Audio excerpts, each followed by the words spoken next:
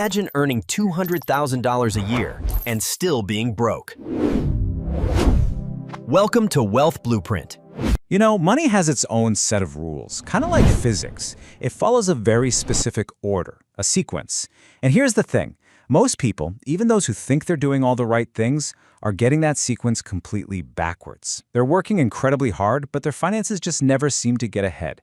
All because they're trying to build the roof before they've even laid the foundation. And that leads to this feeling, right? It's like you're on a treadmill. You're doing what you're supposed to do, you're putting in the hours, you're trying to save, but you look at your bank account and the needle just doesn't move. You feel stuck. You feel like you're running as fast as you can just to stay in the same place. Okay, so let's break this down. The difference really comes down to two totally opposite ways of thinking. On one hand, you have what most people do. They hear a hot tip about a stock or a new crypto, and they jump in, chasing those returns. They're essentially building the roof first. But the wealthy? They follow a strict order. They build a rock-solid foundation, systematically, brick by brick, before they even think about the flashy stuff. And that, right there, is the single biggest mistake. I mean, think about it. You would never, ever build a house by putting up the roof and just kind of hoping the walls would magically appear underneath it. Of course not. But that's exactly how most of us are taught to approach our money. We chase growth before we have any stability. And then, when one little storm hits, a surprise medical bill, a car repair, the whole fragile structure just comes crashing down around us. So what's the right way to do it? Well, it's what I like to call the invisible staircase of wealth, and it has 4 steps that you just can't skip. We're going to walk through every single one. First, we'll build your financial fortress. Then, we'll talk about how to aggressively widen the gap between your income and expenses. After that, we get to the exciting part, the tipping point, where the math starts doing the heavy lifting for you. And finally, we'll reveal the real goal of this whole journey. So let's start at the bottom. Step 1. Before you even think about buying a stock or an investment, your first job is to build a fortress. It's all about safety. See, the wealthy don't think safety is boring. They know it's the launch pad. It's the secret ingredient that makes all future growth even possible. And the heart and soul of that fortress is your emergency fund. But I really want you to think about this differently. This isn't just some boring savings account. No. This is your secret weapon. It's the cash that lets you sleep soundly at night, for sure. But more importantly, it's what gives you the power to take smart risks during the day. It's what lets you say no to a job you hate or yes to a big opportunity. All because you're not living paycheck to paycheck. So, what does this fortress actually look like? Well, it's a pretty simple checklist. First, you need 3 to 6 months of your bare-bones living expenses sitting in cash. Next, you have to destroy any high-interest debt, like credit cards. Seriously, paying off a card with a 20% interest rate is like getting a guaranteed 20% return on your money. Then, automate everything so that you always pay yourself first without even thinking about it. And finally, you have to capture any 401k match your company offers. It's free money. Don't leave it on the table.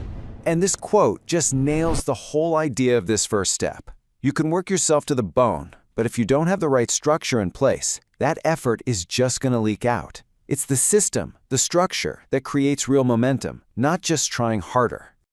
Okay, fortress is built, you're secure. Now we can climb to step 2. This is the brute force part of the plan.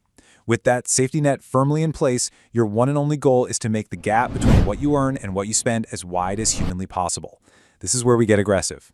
And to do that, we have to throw out some of the old, outdated rules, especially the 50-30-20 rule. Look, that advice might have worked for our parents, but it was designed for an economy that's basically a fairy tale now. In today's world, saving just 20% is a one-way ticket to working forever. It's a trap, and it's designed to keep you right where you are. I mean, just look at the difference here. The old rule gets you to a 20% savings rate. The new way, what we'll call the reverse budget, aims for 40% or even more. That difference between those two bars isn't just a gap, it's a canyon. It's the difference between maybe retiring in your late 60s and having the option to be financially free in your 30s or 40s. It's a totally different life.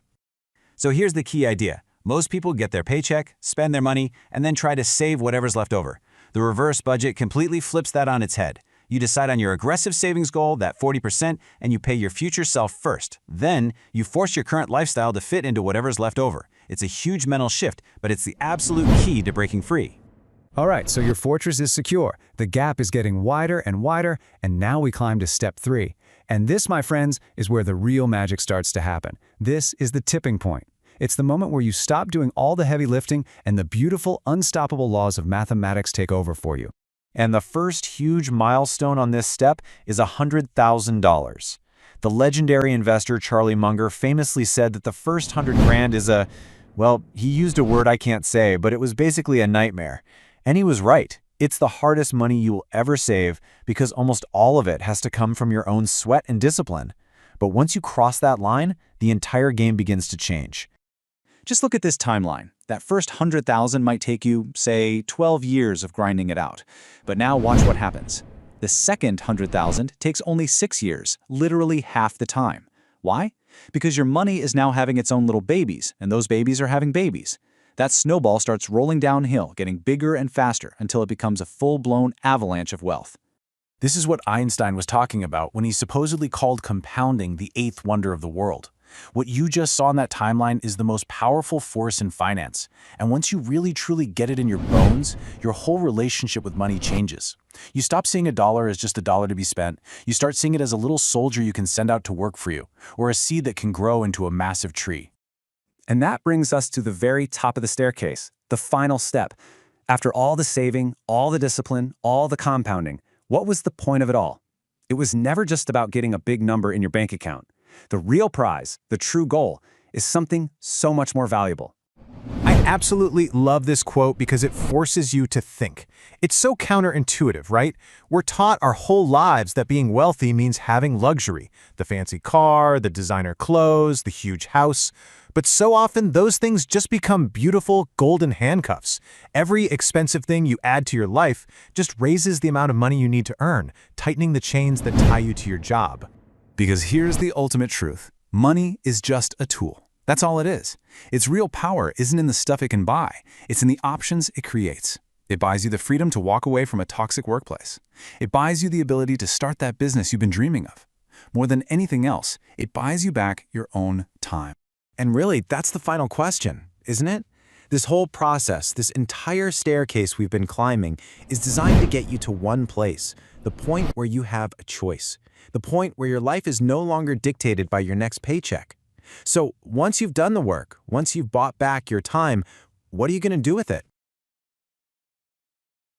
If you enjoyed this content, don't forget to subscribe, like, share, and comment.